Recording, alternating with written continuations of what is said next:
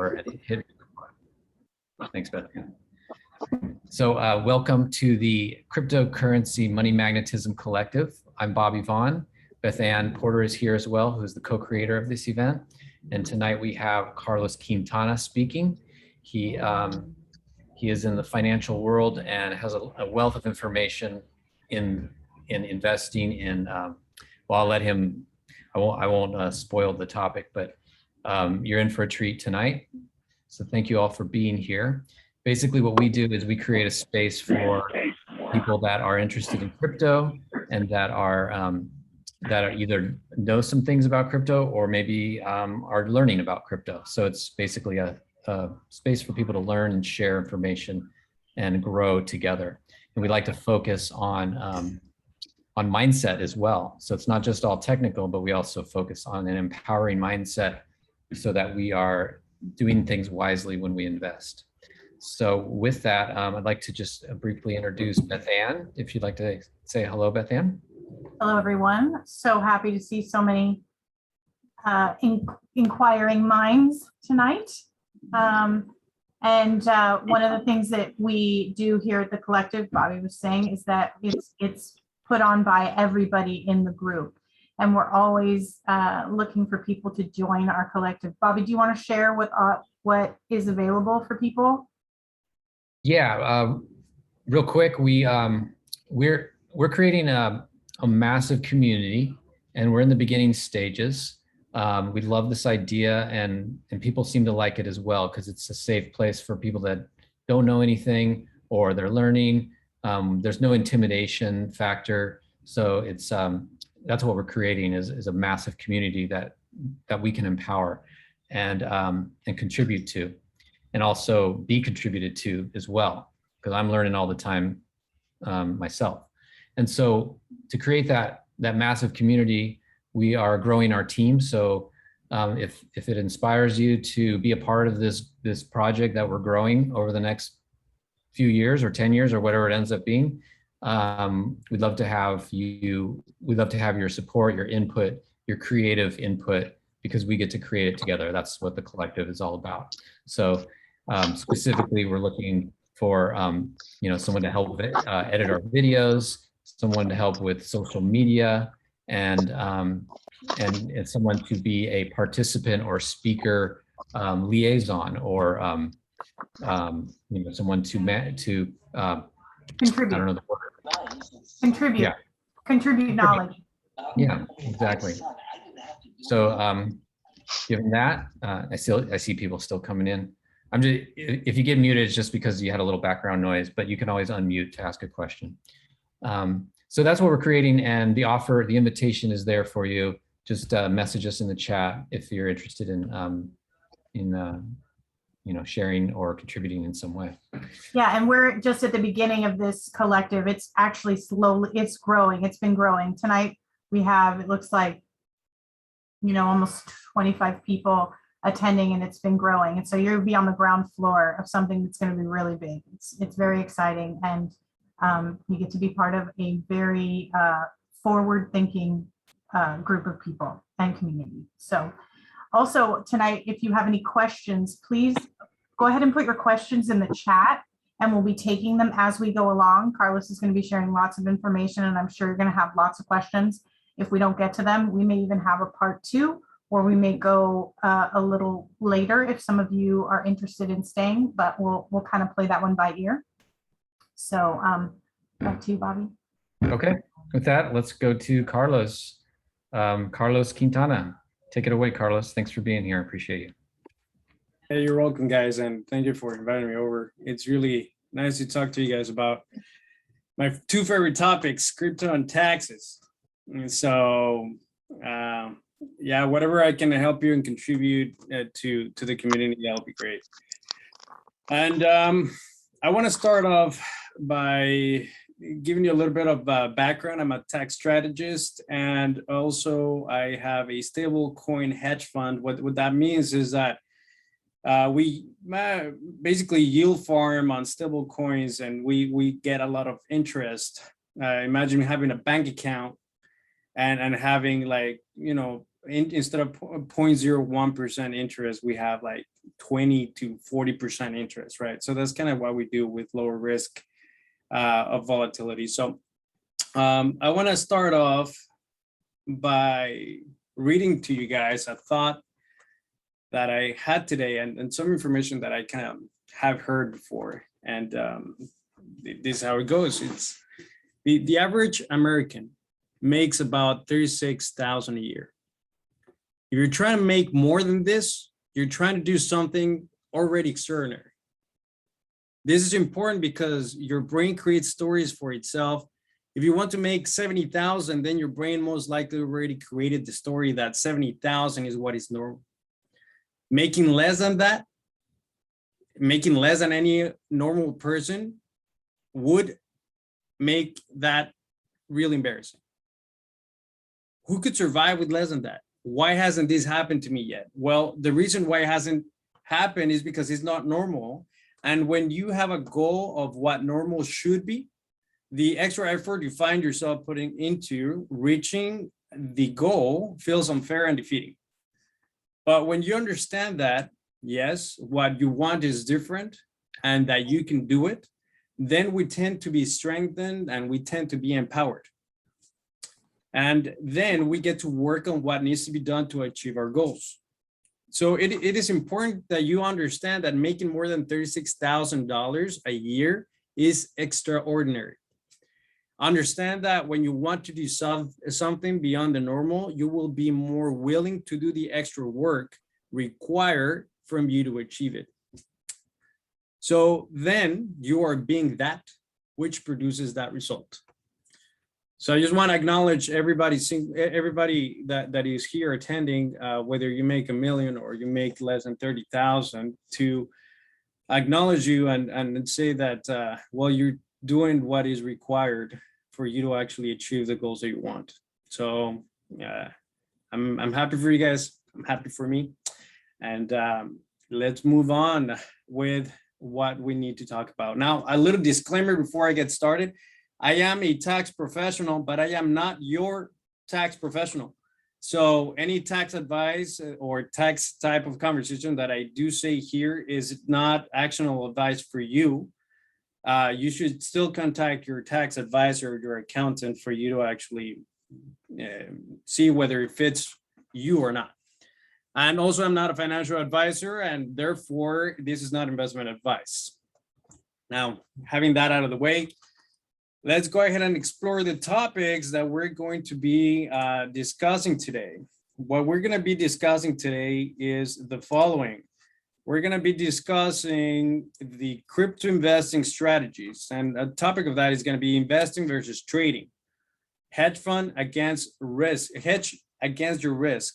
And what is an investment strategy that you can implement?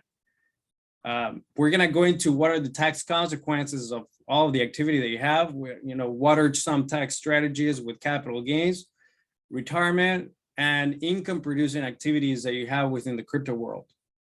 And finally, we're going to go into tax filings and the tools that we may be able to use to file our taxes in an appropriate manner. And what are some of the problems that I'm already seeing, and what can I foresee as far as problems so we can actually be ready and ahead of the game to be prepared. So what I want to say is this: investing versus trading. Now I'm going to be going back and forth between my camera so you guys can pay attention to what I'm saying. Investing versus trading. The ability, this is a quote from Brian Tracy that says, the ability to discipline yourself to delay gratification in the short term in order to enjoy greater rewards in the long term is the indispensable prerequisite for success. That's by Brian Tracy. Now, what is the difference between investing and trading? And we combine a lot of these terms when we're actually out in the world in crypto. Investing and trading are two different methods of attempting to profit from the financial markets. And both investors and traders seek profits through investing in the crypto market or in the stock market. But in general, an investor seeks larger returns over extended periods of time, and a trader seeks more constant and smaller amounts of profits. Okay. So in the crypto world, we see a big difference on this. Traders usually lose a lot of money because they're trading from coin to coin. You know, buy Shiba Inu and then flip it into Doge and then flip it into ADA and flip it into Bitcoin and Ethereum and Chainlink and blah, blah, blah, all these different things. And you keep on chasing and chasing and chasing the pump. And what you keep on encountering is investing your money and already is going down. It's already going down. It's already going down. It's already going down. So you keep on like trying to trade without having the experience of years of a professional trader. So what we really want to focus on is in investing long-term. What are the projects that are going to go ahead and survive this crypto bubble, like the dot-com bubble, for example, when a lot of these companies were overvalued and just a few survived, which were the ones that truly had utility. So let's go ahead and talk about an investment strategy.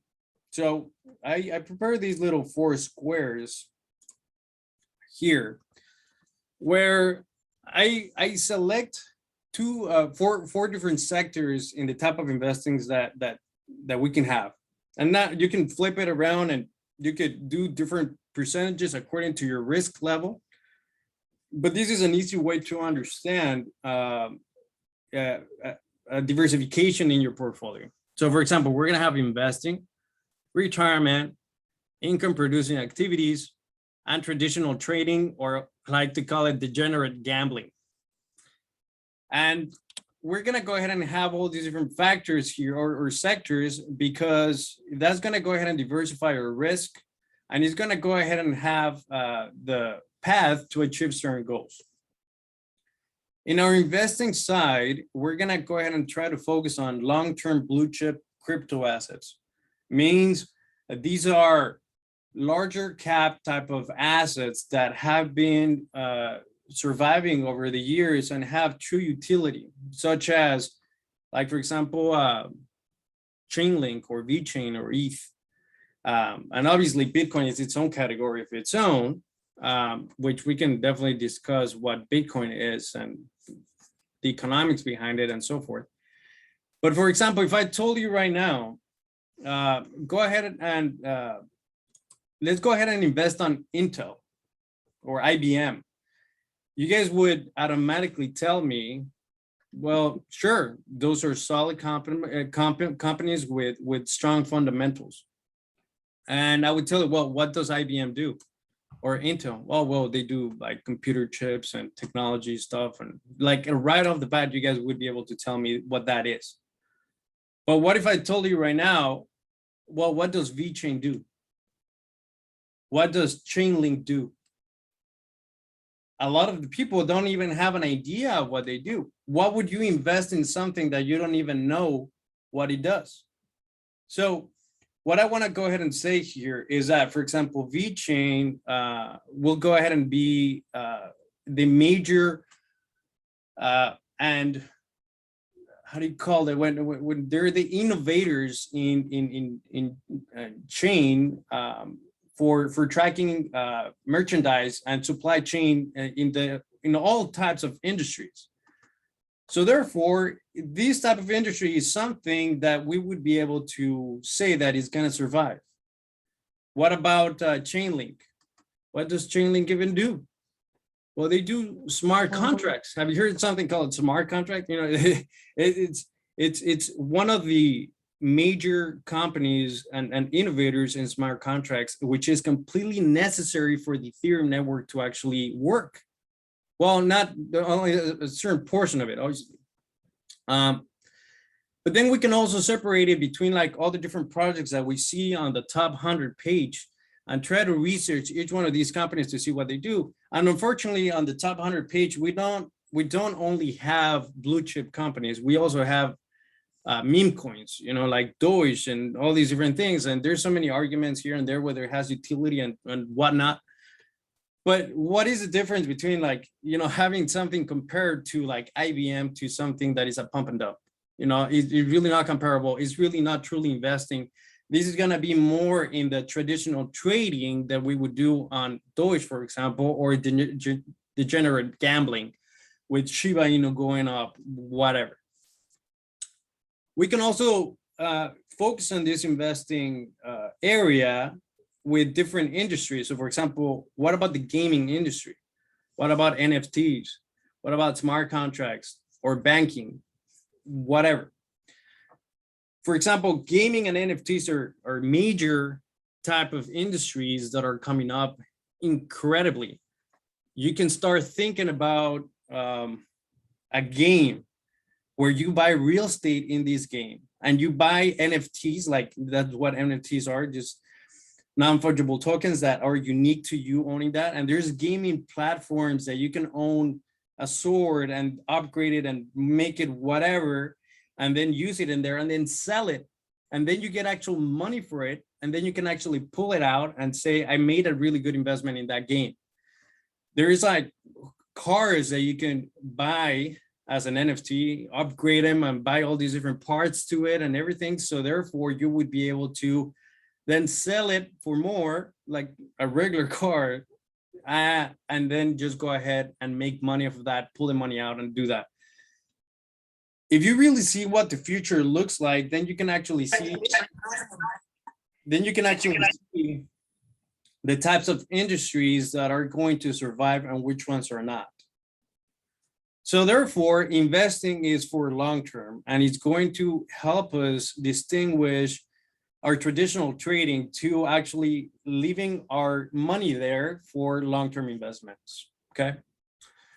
If you believe in, people talk about pumping XRP and so forth, but that's just the banking industry, you know? So do you really wanna get so excited about the bank, you know, when it was Wells Fargo and all that kind of stuff? Yeah, sure, you know, because it might make you money later on, you know, 10 years or whatever people are talking about, $10 or whatever. But what I'm trying to get across is that investing is long-term vision for companies that we truly believe in. Okay. Now, what happens when we say, you know what, in the typical financial market, I am able to invest in AT&T and get dividends. I am able to cash out all these different dividends, and therefore I can go ahead and consider that my monthly income. But you would need, for example, $1 million or whatever it is, a big amount of money for you to actually have enough dividends to kind of survive, you know, month to month. In the crypto world, we eliminate the centralized banking or those big guys that would profit the most, and we do peer-to-peer. So therefore, there's so many cool places where we can go in the DeFi, in decentralized finance, where we can lend our money, where we can stake it, where we can do a lot of different things, so we can actually produce monthly income. So for example, we have staking on income producing, we have yield farming, and we can also service the crypto community. So what does that mean here into servicing, or for example, staking? What is staking first? What is yield farming and that? So staking is usually you put you add liquidity to an exchange, and therefore you get paid a certain amount of interest on the money that you put into it. So basically, let's say that you have ADA or Cardano. You open up your ROI wallet, and then you delegate it to a pool, so then you can go ahead and receive interest, because ADA operates in a way of proof of stake. So when you stake, you get interest on that. Ethereum will be like that. That's why you guys are hearing a lot of news on the Ethereum network, for the Ethereum, as far as creating your own node, having 32 Ethereum for you to stake it, for people to actually have proof of stake type of network, and you will receive interest with Ethereum. So there's tons of different platforms in which you can do this. You can do that with Nexo, BlockFi, Coinbase, Crypto.com. Once you purchase your assets, then you're able to stake it to receive interest. And there's something very cool. I have a little Crypto.com little debit card where I stake a bunch of different assets in there. All the different interest that I receive, I usually just cash it out and I use that for spending money. So I'm not even spending my capital. It's all producing interest, in which then I use it just to spend money, pay for my Spotify, pay for like a bunch of different things. So you guys can actually do that and help yourselves produce income in a daily basis, in a weekly basis, or in a monthly basis. Now, in moving to the second one, yield farming. So it's the same type of concept, but now you're adding liquidity. Now I'm throwing a lot of terms out there, but I gotta go fast. I can't really get stuck into one single thing. So yield farming is adding liquidity into a certain token, for example, and therefore you get compensated a higher amount of interest for adding liquidity, and therefore you would be getting paid 16%, 20%, 50%, 100%, 500%, 1,000%, which seems ridiculous, but there are some coins out there that, because they want liquidity to be buying and selling on their exchange, or for them to have liquidity within their token, they will pay you that much in interest for you to provide liquidity. And it's not sustainable, so it'll go down, but it's definitely possible to do that. And people do that quite a lot. And at the same time, there's definitely a lot of different risks that go with that. If you guys have heard of all the scams that happen and people getting rugged, this is where it happens, yield farming. So you have to be very careful in where you put your money. So if you guys want to know more about yield farming, research it before you actually get into it and learn how to actually add liquidity into any certain type of tokens. And here in this presentation is going to be available for whoever wants it, the PowerPoint. And I've added at the end resources that you guys can use to actually verify whether a yield farm is safe or not. Now, moving to the next one, retirement. So what is it that we're going to do? So usually what we want to do is kind of have these sectors and diversify it, according to our risk tolerance. But we want to go ahead and save different things so we can actually have something safe for the future. And if we go ahead and buy, like, for example, Bitcoin, you can just save it. But there's definitely ways for you to trade between coins and all that kind of stuff without getting taxed. So, for example, if you guys are you guys familiar with a Roth IRA? It's a vehicle in which you go and put after-tax dollars. And then you put it into the stock market. And when you retire 59.5, then you take all the distributions out tax-free because it was already after-tax money. Same thing. If you go ahead and start a self-directed Roth IRA, then you can put property in it. Since cryptocurrency or crypto assets are considered property, then you can put a self-directed IRA to work for you and put it into Bitcoin, which is obviously gonna give you higher amounts of growth over the years. You can actually roll over a current Roth IRA that you have. You just got to liquidate basically all your positions and then roll it over to a Roth IRA. And there is a partner that we have here in the accounting firm, and Bit IRA that we use here. So you can do that with a traditional IRA. You can do that with a traditional 401k, with a Roth 401k, just with assets that are going to be in crypto, like Bitcoin, Ethereum, Bitcoin Cash. And there's basically a list of the ones that you could actually use within these retirement accounts. Once you have that money in there, then you can actually trade back and forward without actually incurring any capital gain. So this is one of the ways so you can avoid capital gain, but obviously only accessible until you retire. The last one is basically trading and gambling, for example. It's basically, I'm going to tell you, Solana or the ecosystem of One Harmony is about to pump. So you're going to go in there and you're going to look up for the ecosystem of One Harmony, and then you're going to go ahead and try to invest in everything, and then you're going to lose 90% of it, and then one is going to pump, 200%. That is basically what we do in our crypto chats. People say, oh, this is about to pump. This is about to do ready. Are you guys ready? Are you guys ready for XRP? Are you guys ready for ADA? Are you guys ready for Hex? Are you guys ready for, and obviously I do that too, but that's kind of like only a portion of our portfolio that we should designate to that. So this is a nice little way to kind of see our 4 different sectors into how to diversify our risk and actually plan ahead, so we can have a very strong portfolio, and how to clear the smoke and have a focus into what we really want to do. Like I said, we don't want to invest in something that is not going to have the name like for example, IBM. You don't even know what VeChain is, don't invest in it. Research, do whatever it is that you got to do to understand what these projects are, because you would not trade IBM for the pump. You just wouldn't. It's growth over a period of time. So do the same thing with crypto. All right. Now moving on, this is investment strategy. Let me know if you guys have any questions about this. I'll take, a couple questions if you guys feel like doing that. You guys are good? Let's see, I'm just seeing if anybody's raised their hand. Anybody got a question? You want to jump in?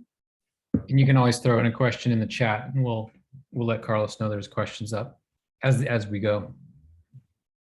Okay. All right, perfect. Go. No questions yet. Okay, great.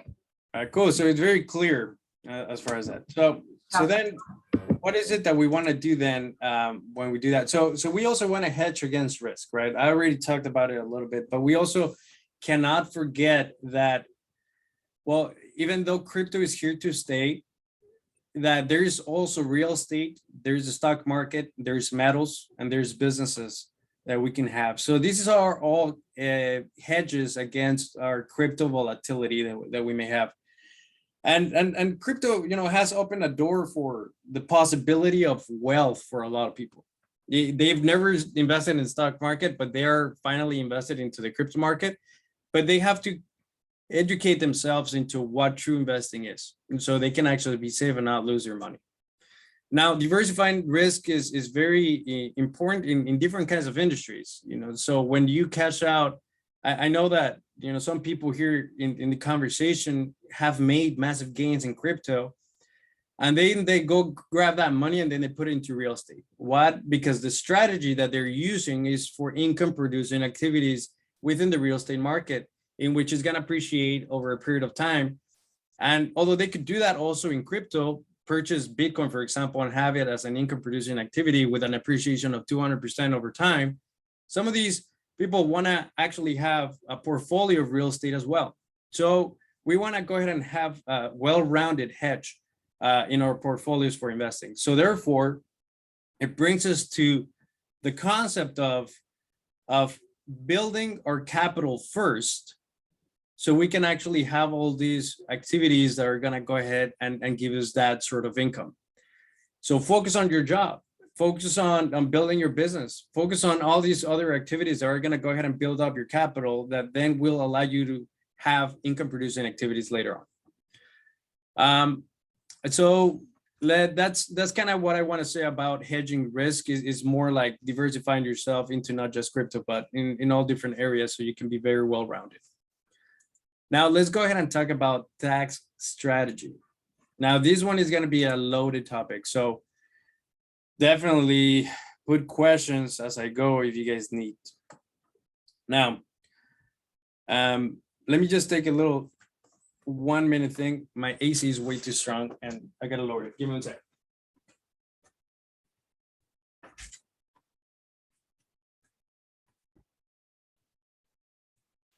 Carlos, so far everything is there's a lot here. So I'm guessing if you're like me, you're probably processing all the possibilities that are coming up in your head. And so yeah, feel free to jot down some questions, or because you're covering a lot of material. So you guys might forget what came up. So we definitely want to answer questions if they come up.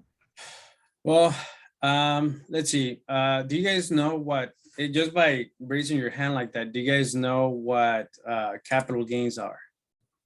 Well, I don't see a lot of people, but all right, cool. So a lot of people, actually, they can raise their hand with a little sign. Oh, that's pretty interesting. All right, awesome. So a lot of people, I'm going to explain it for the people that didn't raise their hand. Capital gain is the difference between the purchasing of an asset with the selling price of an asset, and the gain is going to be taxed with capital gain rates. So that's your capital gain. And if you sell it for less than what you bought it for, then that's a capital loss. So capital gains are going to have a special treatment, 15% to 20% on long term, and then they're going to be ordinary income if it's in the short term. A lot of the crypto activity that I see here is going to be short term. It's going to be tons of different trades during the year, and therefore the gains that they're going to have are going to be taxed as ordinary income. And therefore, if you have a substantial amount of gains, therefore you could actually be at a 40% tax bracket if you're in the state of California, 43, whatever it is, combined federal and state. So we got to be careful about capital gains. And there's actually ways. What I want to talk about here is how to avoid capital gains. So this is where this strategy comes from. So the first thing that we have here, as far as the list that I just made, is going to be collateralized loans. You bought Bitcoin when it was $10,000, $3,000, and so forth. You want to go ahead and take some profits, but you don't really want to eliminate your position with Bitcoin. So what is it that you do? You go into DeFi, you go into BlockFi or whatever platform of your preference you have, and you get a collateralized loan, meaning, or Aave is also really good. You go ahead and put your position as collateral. Let's say $20,000 worth of Bitcoin that you have, and you actually get $10,000 back. You could do a lot with that 10,000. You could actually put it in your pocket. You bring it out to an exchange, so you can do the transfer to your bank, or you could actually buy more crypto with it if you wanted to. And the cool thing about this is that since getting collateralized loans is really easy and it's peer-to-peer, you pay very, very little interest on this. Sometimes you can pay 10%, but sometimes you pay like 1%, 2%, 4%. And the cool thing is that a lot of these platforms also compensate you for borrowing on their native token. So it's a pretty cool strategy to do so. You never sold your position, so therefore you've avoided capital gain. Pretty easy to understand. Now, the next one is tax loss harvesting. There's something called the wash sale in the stock market. What does that mean? What that means is that I have a $500 position in Tesla. It goes down to 400 and I liquidate my position. I have a $100 loss. And then suddenly it goes up to $505, right? And I rebuy my position at 400, it goes up to that much. And therefore the loss is not considered. They will consider the full amount of the capital gain from 400 all the way to 405. That loss in there is not going to go ahead and offset anything because it's called a wash sale. This is established in the securities world. What happens in the crypto world? Well, crypto is not a security and therefore does not fall under securities law. It is property. So we do not have wash sale rules, which might change, but we don't have that now. Therefore, every time that you put into an investment and it goes down, so the last dip that we had where everything went down like 40%, I kept telling people, liquidate your positions in which are at a loss. But they're like, hodl. I'm like, don't be stupid.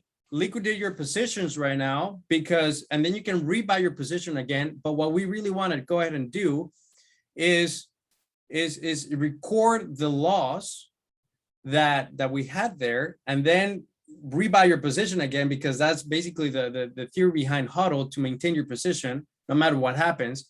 But when you rebuy your position and then you go up 80% or whatever, now that's the same thing, right? You're still hodling your position, but you've recorded the loss when it dipped, and then you rebought your position. And when we do that, every time that some of the assets that we have purchased dip, and we sell our position and rebuy our positions, we're harvesting those losses and we're accumulating these losses. So at the end of the year, when we actually want to sell some of these things at a gain, we've already accumulated all these different losses that go against the capital gain that we have. That's called tax loss harvesting. And we want to make sure that we are doing that in the appropriate manner, which is rebuying your position so you can hodl whatever coin it is that you want to hodl. Okay. Now, Hey, Carlos, real yeah, quick question. So what you're saying is you buy something at 50,000, it goes down to 40,000. You sell it and then you rebuy it right away. yeah, Got that. Okay. yeah. That's exactly what I'm saying. Because the concept of hodling is to maintain your position, right? That's basically what we really want to go ahead and do. And hodling, the concept of hodling kind of has us like, survive through the bear market and don't sell your position. Don't sell your position.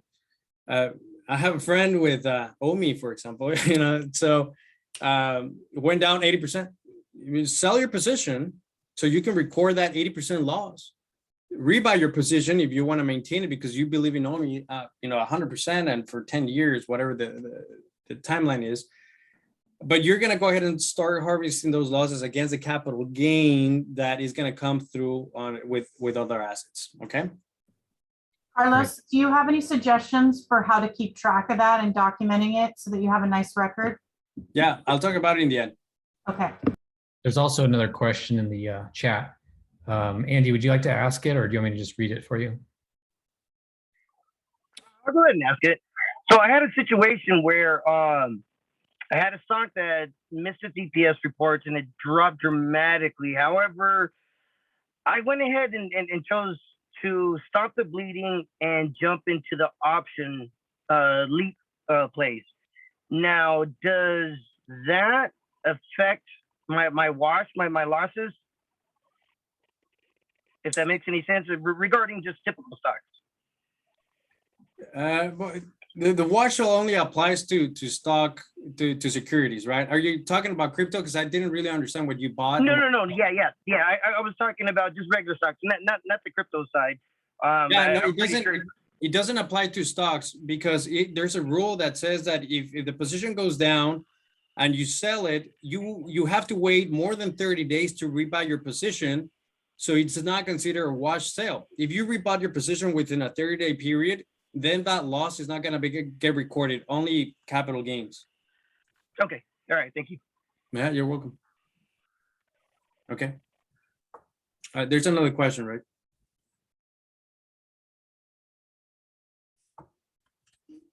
Yeah, Natalie. You want to read it, Bobby? Sure. Do we only get taxed on capital when you sell or when you pull out from whichever application we are using? For example, I use Robinhood and I have Ethereum sold with 50% gain and repurchased when it was at a lower position. Yeah, the actual selling will record the gain. The actual buying will record the gain. When you transfer from one exchange to another one, it doesn't really do anything. And there's a way to track all the movements that you do. But if you do buy your position at a higher position, and then it goes down, and then you bought more, that's just accumulating the asset. You are not really recording losses. But yes, to answer to that, you will get taxed on the capital gain that you had when you sold at the top. So every time that you don't even sell the position, that you swap it for another token, and you're talking about Robinhood, so it means it's very basic. Robinhood doesn't even allow you to actually withdraw the assets. But if you were into the DeFi, for people that are in DeFi, and they wanted to swap one token for another one, ETH to Matic, the act in itself would be a taxable event. If you were to use the crypto.com Visa card to pay for coffee, or the new BlockFi credit card, and you're paying with cryptocurrency, you will be incurring in a taxable event because you're swapping one asset for another one. And the swapping in itself, selling and buying, will create a taxable event. Okay. All right. Okay, cool, Natalie. I'm glad that helped. So now let me go into income producing, actually more capital gain tax strategy. The next tax strategy for capital gain is going to be very, very simple. It's going to be zero capital gain tax rate for lower income individuals. So what happens when you make, let's say, $20,000 in W-2, and then you have a $30,000 capital gain? Well, in theory, you would go ahead and pay a 15% rate on the capital gain that you have, right? And I think the limit is like up to 64,000 in actual income, other than capital gain, to actually, take this into the benefit. But if you make less than that amount of, I think 64,000, you're gonna be able to completely avoid capital gain because you're gonna be at a zero capital tax rate. So if you're in the lower income bracket with your income, you don't even have to worry about paying capital gains. You don't have to build any sort of strategy or anything like that because you're gonna pay 0%. However, you could definitely get in trouble if you don't report the crypto. So I want to encourage all of you to actually start reporting all of your cryptocurrency. And I'll talk about it in the end, because there's so many things that are coming up that we may want to make sure that we're compliant. Okay. Okay, I'll move on into that. It's very easy to understand. If you're a lower percent tax bracket, all you got to do is do your taxes, record the capital gain. It'll be taxed 0%. Move on. Boom. You don't pay anything. Okay.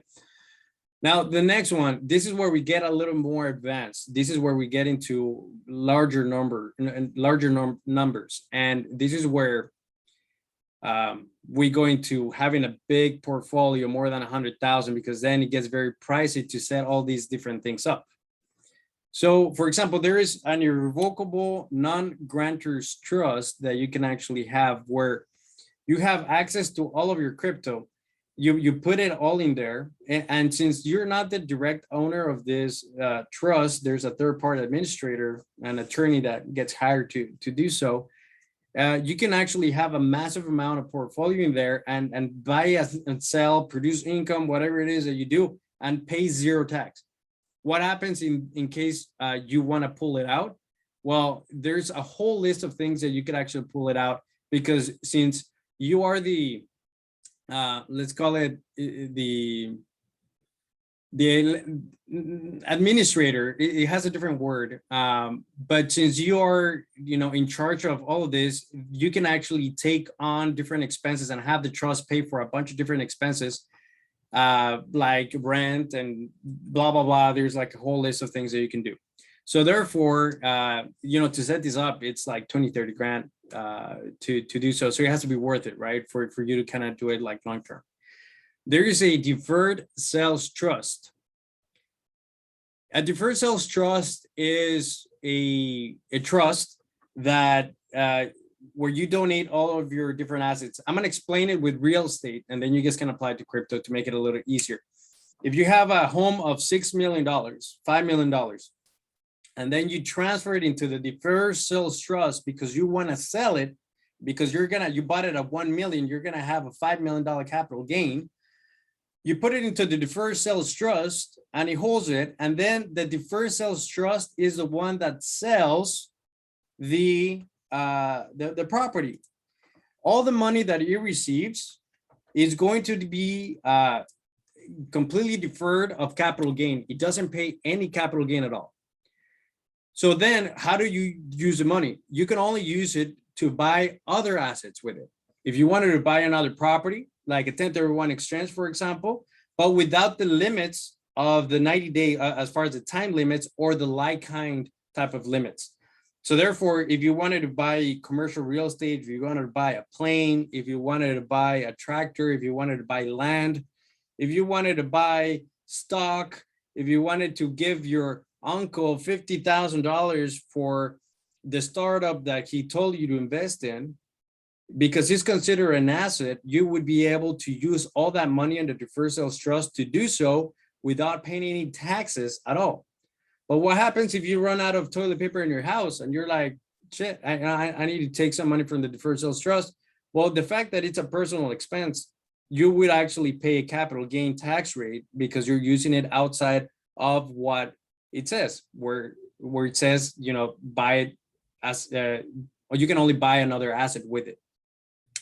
So therefore, you can definitely defer the capital gain on massive amounts of investments that you have in there. Now the key here, or the bad thing about it, is that we can only use KYC exchanges to do this because they need to be in the name of the trust.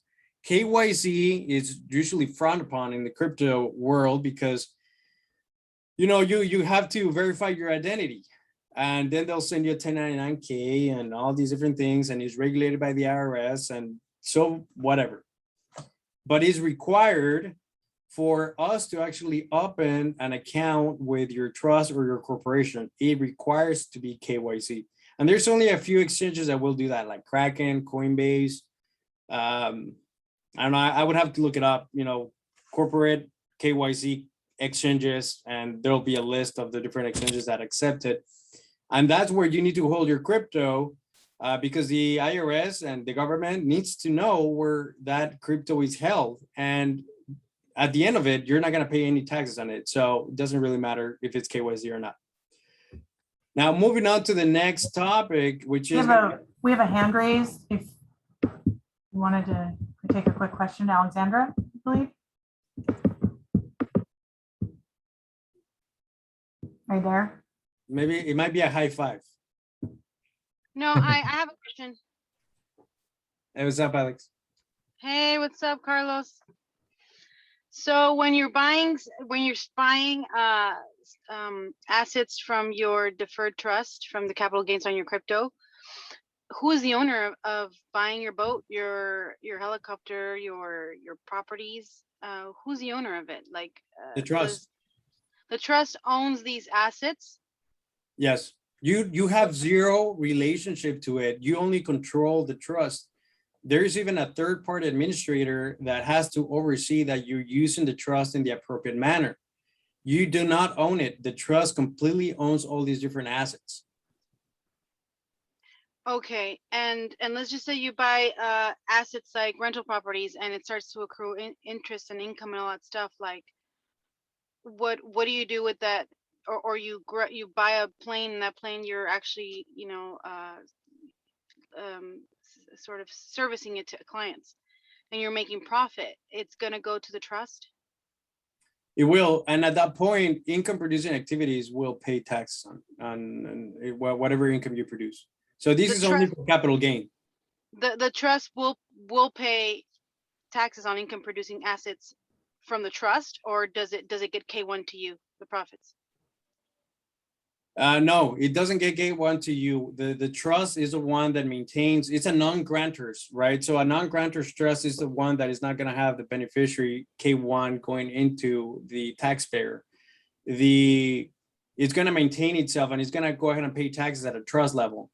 So therefore, it's at a higher rate. And if you have real estate with rental activity, you're going to pay, instead of having the income going to your personal bracket, then you will pay a higher amount with the trust. Could the trust sell an asset to an entity? Yes. And they would just be treated as like a business sale. Yeah, exactly. And let's say that you sell it at a capital gain, you still don't pay any capital gain on that amount because you're selling an asset. You're only buying and selling assets. Got it. Okay, thank you. Yeah, you're welcome. It's a good question. All right. So the next thing would be an opportunity zone. An opportunity zone is going to also defer capital tax rates, capital gain taxes. What that is, and it might be going away with the new Biden's tax plan. An opportunity zone is a way to actually defer capital gain that has already occurred. You messed up and you sold your Bitcoin, and now you have $1 million in the bank. So what happens? Like, I don't have time to do a deferred sales trust to transfer my asset there, or I don't have like blah, blah, blah, all these different things to do. So what do you do after the fact? Well, you can actually go into an opportunity zone. An opportunity zone is a development of real estate that happens in a city that is getting gentrified. So the city and the government says, we're going to go ahead and give you, developer, an opportunity to gentrify our city. And we're going to go ahead and give you the incentive that all the investors, all the money that you put into the city could come from capital gains of prior sales. And we're not going to charge you any capital gains on this money over a period of 6 years. And wait, if you hold it for more than 6 years, all the way up till more than 10 years, we're going to completely forgive the capital gain that you had in the other sale of the asset. And these opportunity zones usually are developments, real estate developments of shopping centers, skyscrapers, units of like 60 to 120, 400 units in a city, where it also produces income. So it's also an activity where it's an investment producing income for you. So it's not like your investment is just kind of locked away. And therefore, you would be able to completely defer the capital gain. And you have to ask yourself the question, what is your goal? When you sold that Bitcoin and you wanted that $1 million, did you want it to actually buy yourself a Lamborghini? Or did you want to maintain wealth and keep on building that wealth? If the answer is number 2, then an opportunity zone might be a good idea for income producing activities that you may have to completely defer the capital gain that you had. Okay. And I know these are loaded things that I'm saying, and just make sure that when you get to that level to do your research into these different topics that I'm mentioning. Now, the last thing to avoid, there's more. Just really quick, I just want to acknowledge it's 8:25. So as far as our time goes, we'd love to have you go longer. I just want everybody to realize where we're at. And if you need to leave at 8:30, we may continue on because it sounds like Carlos got so much more information for us, but just wanted to acknowledge that. Yeah, thank you. We'll let everybody stay whoever wants to stay. I'm gonna keep on going anyway because you're recording it and it's gonna serve you for publishing. So the last thing on capital gain that I'm going to talk about will be relocation and dual citizenships. That's when, for example, I had a client that invested a lot of money in Hex at the beginning, and it wasn't even investment; it was referrals, and he got it for free. And then it built up all the way up to a level where it was about to cross $2 million. And when you want to, he's a green card holder of 4 years. So he wanted to renounce his green card within an 8-year period. That's where you can do it. And he's moving into Portugal because there's no capital gain tax rate in Portugal.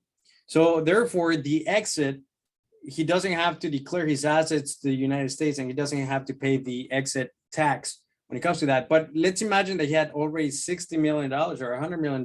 Well, that's a different story. But you can definitely do certain things with relocation and dual citizenship. So you can actually be based in Malta, for example, with a dual citizenship, and then report all your crypto over there where it has 0% tax gain. You could move to Puerto Rico and live in Puerto Rico for 6 months or more and pay 0 capital gain. Even on income producing activities, the income that you would receive, you would only pay a 4% tax rate if you moved out to Puerto Rico. So international, going offshore, it depends on where you want to go. Cayman Islands or Malta only requires 1 day out of the year for you to actually be physically there. There's massive amounts of rules with this, especially like now El Salvador, Paraguay, where they only require 2 Bitcoin or 3 Bitcoin, whatever it is, to become a citizen in El Salvador, 0.06 or 0.6 Bitcoin to become a Paraguayan citizen and not have any capital gains or on your crypto. So there is that we can also take advantage of. Now I'm gonna move a little more quickly because capital gains was a heavy topic. But for example, income producing activities, what does that mean? Income producing activities is going to be like staking.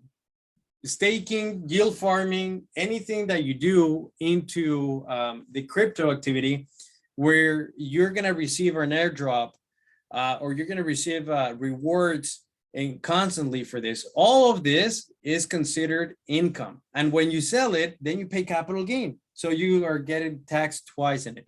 So when you receive all these different interest income, you got to declare as income. So what is one tax strategy that we're going to use to do that? Well, we need to usually put them into an exchange in which it allows for KYC with corporations. So we can have the opportunity to write off different deductions against it. So therefore, we're going to have our income coming in, and then we're going to write it off to have only a 20,000. From 100,000, we have $80,000 in expenses. You talk to us to build a tax strategy around it, and then we're going to leave you with $10,000, $20,000 in profit, and then you're going to pay a minimum amount of tax on all that income that would have otherwise been a pretty large amount. There's also the irrevocable trust, not the DST, the deferred sales trust, but this is the irrevocable trust. You can also do staking into that one, and you will not pay any sort of taxes at all. There's also the Puerto Rico Act, where you will pay 4% on the income that you receive. So therefore, obviously, if you're here in the United States in the state of California with a 40% tax rate, obviously paying 4% is a massive amount of difference. Now, with your retirement, I already talked about it, which means that people talk about buying Bitcoin and put it into a hard wallet and then live in there like in a safe, and they're going to use that for their retirement. Well, if you're going to use it for your retirement, might as well just put it into a self-directed Roth IRA and not pay any taxes when you actually sell all that Bitcoin and then get it as a distribution. So that's a way for you to actually avoid any tax ramifications for setting yourself up for retirement. All right. Now, that's tax strategy. There's tons of ways for you not to pay any taxes. Don't be afraid of reporting your crypto. There's tons of different things that you can do to actually not pay any taxes on any of your gains. Now, let me go into what I think is one of the most important topics of all, tax filings and the tools. There is this little tool right here that I love, cryptotrader.tax. Write it down. I'm going to put it here in the presentation. It's incredibly important for you guys to get familiar with tax softwares that allow for crypto transactions to be synchronized. How does it work? You have Coinbase. You have your MetaMask. You have KuCoin. And you have Binance US, and then you have Binance, and then you have FTX, and whatever. You have 100 different exchanges to buy all the tokens that you really wanted to buy. It all started with your Coinbase, where you do the fiat on-ramp, where you transfer money from your bank, let's say, into Coinbase, and then you transfer all that money out. How the heck are you going to track all that? How the heck are you going to track all the selling that you did and the flipping between Ethereum and Bitcoin that you did, and then between ADA, and then between BNB, and then Cake, and then et cetera, et cetera, et cetera? Man, it's so freaking much to actually keep track of that you're not going to be able to, and you're going to mess up your taxes when you try to do it manually. Crypto Trader Tax will synchronize all your different wallets and exchanges. It gives you a way for you to actually sign into all the different exchanges and on wallets that you have online, and it will synchronize, and it only authorizes for view transactions. It doesn't authorize to make any moves or anything like that.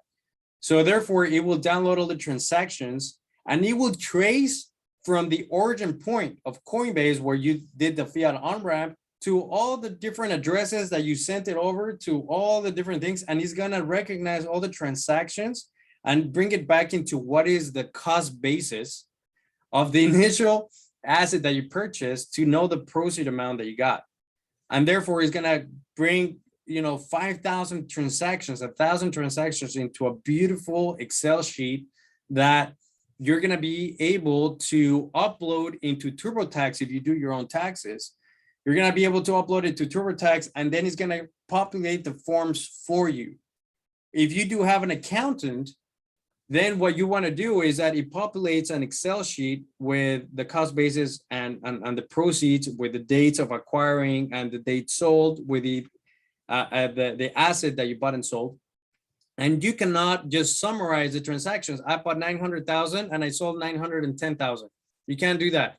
In crypto, you gotta do transaction by transaction by transaction. And imagine 1,000 transactions on the tax return, which I've already had. And the tax return is this thick. So we have to do that. So we need the CSV file or the Excel file to actually upload it into our tax software, organize the transactions, and then populate it in the tax return. We need to do that for you to be safe, okay? As far as any sort of audits. And let me tell you why, which brings me to my foreseeable problem, or the current problem that we're having in the tax industry right now. I just got a client that got a 1099K from Coinbase. What is a 1099K? When you have a business in Shopify, for example, or in Amazon, they give you a 1099K to show the amount of proceeds that you had in your business, the amount of sales that you had in your business. And therefore, you declare the sales and then the expenses, and then you pay the tax on the profit amount.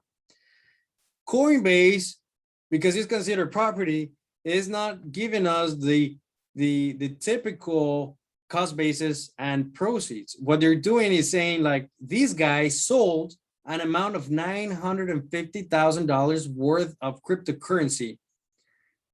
And the way that it gets declared in the IRS, as far as them, just the system, oh, these guys not declaring $950,000 of business income, although you actually declared it on the Schedule D for capital gains. So what happens is that you get a letter saying that you have underreported income of 950,000, and you got to say, no, wait, I already reported everything under the Schedule D, but you just didn't look at it. So it's a massive problem that we're having, and therefore the response to this letter is submitting the tax return with all the 8949s this thick, and letting them know that we actually reported in the appropriate manner, and we have record of the transactions that we got from the Excel file. And this software will produce another file that is for your audit. So I'm foreseeing tons of audits, and I'm foreseeing a lot of the CP 2000 notices being submitted to people that have transactions of more than $20,000. And because the income is getting confused from from capital gain income to actual business income that is not even true. And this is a major problem that we're having right now. So it's not fake, it's an actual problem that we're having right now. And it's incredibly important for me to remark the fact that using something like this and reporting your gains is very important. There's a second tool, which is called Coinly.io. I'll put it in the presentation. So if you guys don't get it right now, you guys are going to get it later. Coinly.io is basically the same thing as Crypto Trader Tax, but it has a lot of DeFi wallets here. So if you're deep into crypto and you got tons of different wallets with MetaMask and Trust Wallet and blah, blah, blah, all these different things that are not usually easily identifiable, Coinly.io will give you a live profit and loss of all your different positions across your wallets, and will give you the tax reports at the end of the year. So this is an amazing tool to have. Also another problem, and I'll close with this. This is the last thing that we're going to talk about. Thinking that DeFi wallets are untraceable. They're not untraceable. You have MetaMask and you're like, well, it's not connected to, it's not KYC. They didn't ask me for my identity, and I'm like flipping coins over here and all that kind of stuff. No, let me tell you, if you already put money through Coinbase and it's already KYC'd, the fact that you sent the money out into a DeFi wallet, the address already is in existence with a KYC exchange, and therefore is traceable, and they are able to trace that wallet as it being yours. and they're able to see all the activity of you sending money out to all the DeFi stuff. Now, there's a lot of stuff that you can do, but the point is that is not untraceable, and they will be able to trace those transactions and all the activity that you have in that. So don't just hide wallets or anything like that if you already send money from a KYC exchange. Okay, so make sure that you're using, for example, that software where you synchronize all your wallets and you're synchronizing your transactions. Like I said, if you're under $60,000 in income, don't even worry about the capital gain. You know, you're not really gonna go ahead and pay capital gain if it's under a certain amount. And then you can go ahead and work it out with other tax strategies. And that's the reason that I just gotta tell you, don't be afraid of reporting your crypto. There's tons of different things that you can do with it to actually not pay any taxes or reduce your capital gain as much as possible. All right, and that's it for me. Do you guys have any questions that you guys wanna shoot out? Any questions for anybody? Go ahead and unmute. Rick has a question. Yeah. Hey, thanks. Great job, Carlos. Fantastic. Yeah, my question is that I got Vanguard and it's in a traditional IRA, and I'm going to switch it over to iTrust Capital. And so I was wondering, does it matter for traditional IRA or Roth IRA? You still able to, you know, trade the same like you were talking about buying the cryptocurrencies? It does matter. Whatever platform that you're using, for example, I'm going to include a link in the presentation. We use BitIRA, which uses 401ks and IRAs for you to actually roll anything over. But you want to maintain the same type of vehicle in the other hand when you roll it over for you not to cause a taxable event.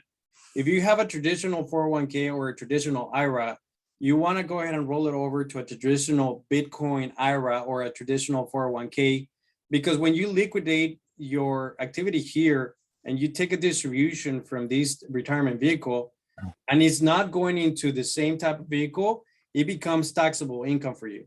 So you just want to make sure that when you are rolling it over, it's the same type of before tax type of account, or if it's a Roth, then you want to make sure that it's a Roth over here. Okay. Does that answer your question? Yeah. No, totally. Because I know that's the other thing was I was in my account today, and then I was going to cash it out, you know, so that it was cash, so that it could transfer over to, you know, iTrust Capital. Yeah, no, don't do the transfer. Actually, talk to your broker and have them do the rollover, because they have to file certain paperwork for it to be considered a rollover. Right. Okay.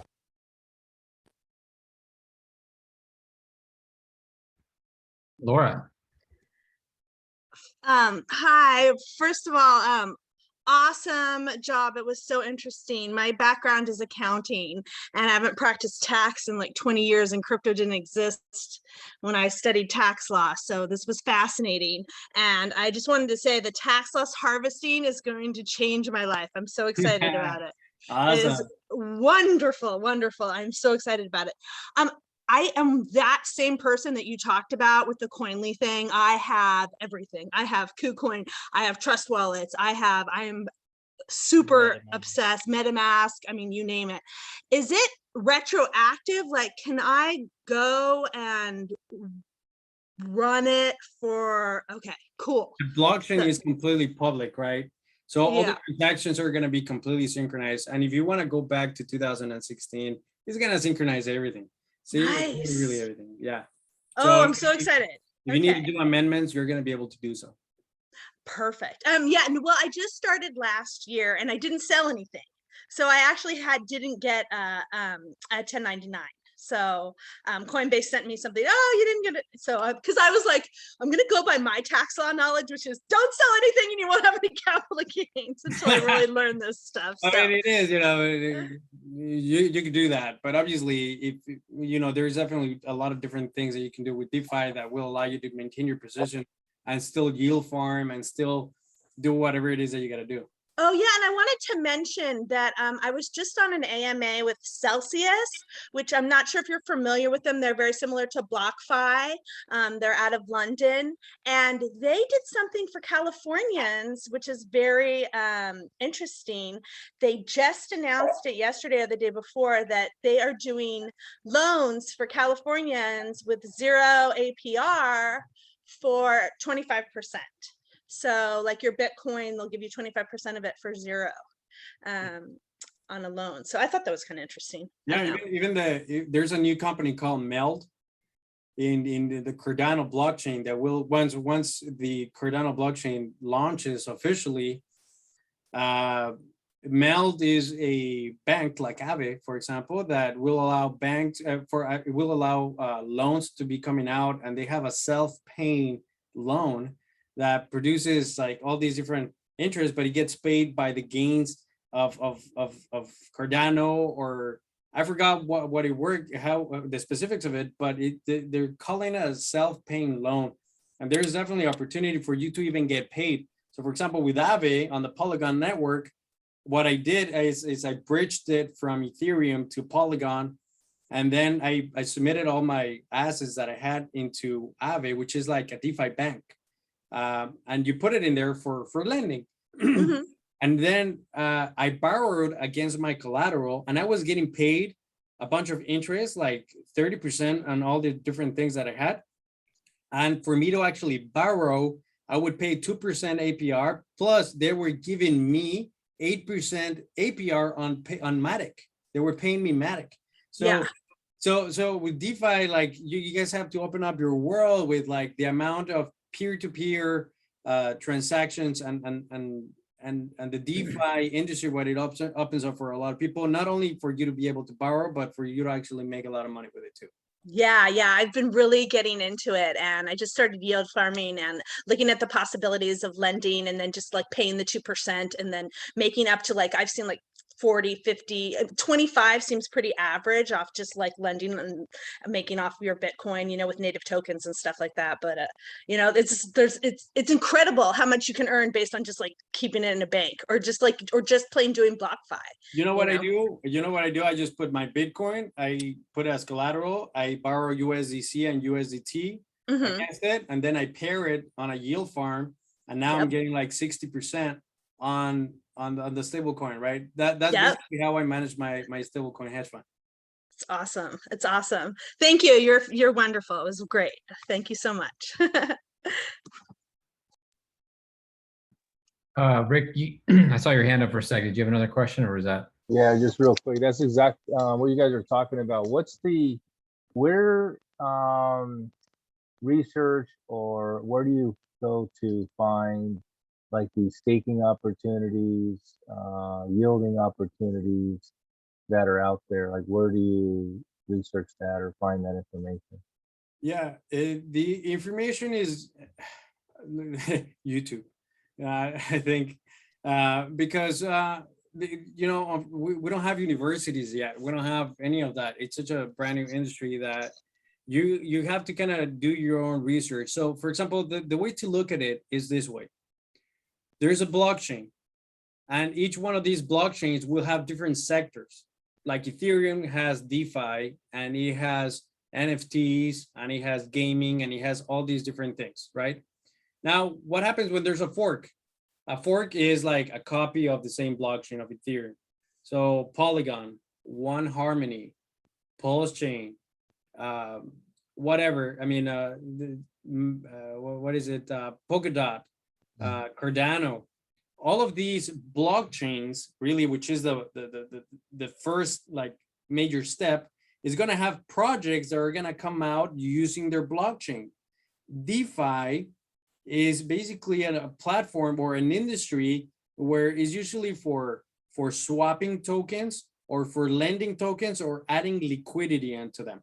So the industry that you have to look at is DeFi. In Ethereum, there's different projects in DeFi like Uniswap. And therefore, in BNB, for example, there is PancakeSwap. On Uniswap, when you go in there and you look at pools or farms, you're going to be able to see what like the farms that we're talking about.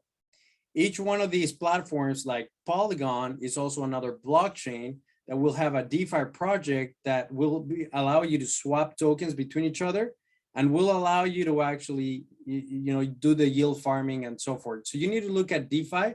You need to recognize which ones are simple projects and which ones are actual blockchains that will have platforms launch in their blockchain. That's why I was like at the beginning wanted to emphasize the fact that, why would you invest in VeChain? Like really invest, right? In VeChain when you don't know what it is.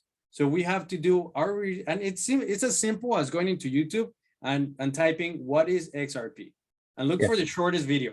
What is One Harmony? What is Cardano? And literally you do that and you're going to be so knowledgeable. If you do that once a day, you're going to become a pro in 6 months. Have your own hedge fund. No, I got that. I do a lot. I definitely on YouTube all the time and researching that. Just the staking part is I'll start watching and getting into that and see what's out there for that. There's no specific there's a YouTube guy that I watch on for yield farming in case you want to do that. I mean I can put him on the chat. But if I can get it like and yield farming and staking is the same thing, right? It's not.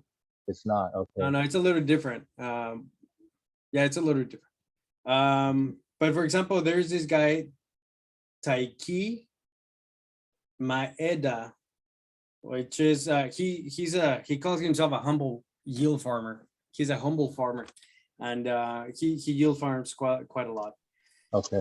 Yeah, so if you want, reach out to me independently, for outside of the conversation, and I can give you actual platforms that you can use for staking, actual platforms that you can use for yield farming, and it'll be up to you to then do the research and make sure that you're diversifying your risk, make sure that you're not getting rug pulled or anything like that. There's a method that I use for that.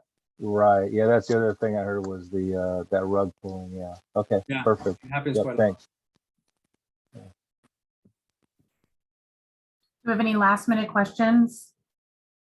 Burning questions you must ask us tonight. Talmadge. Yay. Super quick question about the low income being able to divert the capital gains. You mentioned $20,000. Say you made $20,000 one year. Does that work if you're your own like self-employed entity and you're paying yourself? Like if you start an LLC and you're just trying to get off the ground, you're not making much, but you have crypto in the background that you're trading, you have some positive trades, so you're up. But you're saying instead of paying capital gains, it would be diverted because you're under a certain income bracket?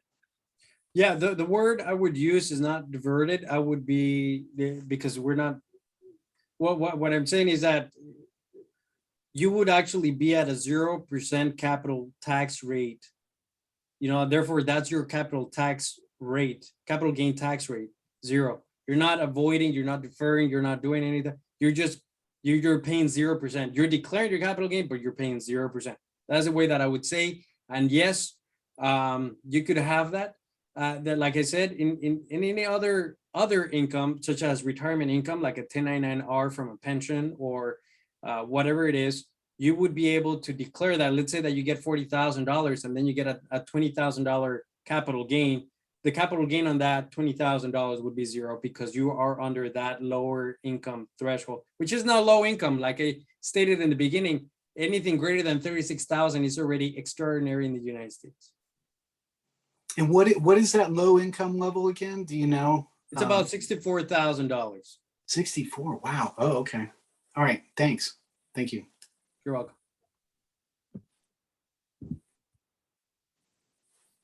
Carlos, this has been fascinating. Thank you so much.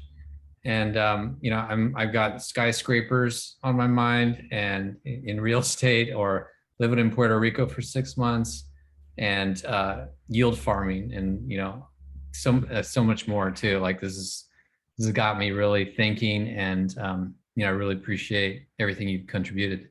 So thank you so much. All right, you're Yeah. welcome, guys. Carlos Carlos is also a member of our WhatsApp group. So Carlos, are you open to people sending you questions in the WhatsApp group as well? Yeah, definitely. We'll create more content like this so people can just refer back to the recordings. But yes, I'm open to that. They can also reach out to our company, Maurice Jaffe Tax Services. We do advanced tax strategies, advanced tax planning, in case you guys need any sort of help with that. Our phone number is 310-287-1700. And my email is carlos@joffetax.net, JOFFETAX.net. And people are also available to invest in the stablecoin hedge fund if they got enough money for it. But yes, I'm available with whether it's to perform any work tax strategies or just simple questions. What's the minimum entry level to invest in your 50,000. 50,000? Mhm. Okay. Cool. Thank you Alright, so much, Carlos. You really brought such a vast amount of wealth, and your confidence is and knowledge is very reassuring. And I know that anybody who would be using your service would be extremely fortunate. So we just want to thank you for giving us your time and all your knowledge that you shared with us today. There were so many pieces of gold, and we hope that you will come back and join us again. And just thank you so much. Really brilliant tonight. you're welcome, guys. It was a pleasure to be here with you guys and spend this quality time with you guys. And hope you guys invite me back again. Thank you. Awesome. Thank you so much. Thanks a lot. Have a good night, everyone. Yeah. Bye. Good night. Thanks, Daniel. Yeah, Thanks, you're welcome. everybody. You're welcome, Violet. Well, I'm more confused now, so I'm gonna need a one-to-one.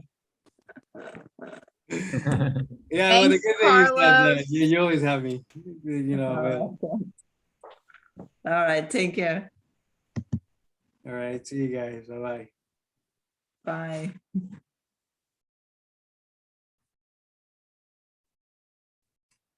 Carlos, is it Thank you, John? Son. Thank you, Son. I'm so proud of you. Thank you. Appreciate it. Thanks for coming, Dad Carlos. Carlos, Yeah. is Jaffe Tax JOFFEY or no Y? No, why? Carlos at JOFFETAX.net. Okay. Andrea put it in correctly. I put it in incorrectly, so I'll make sure everyone knows that in the WhatsApp. All right, perfect. Well, I hope you guys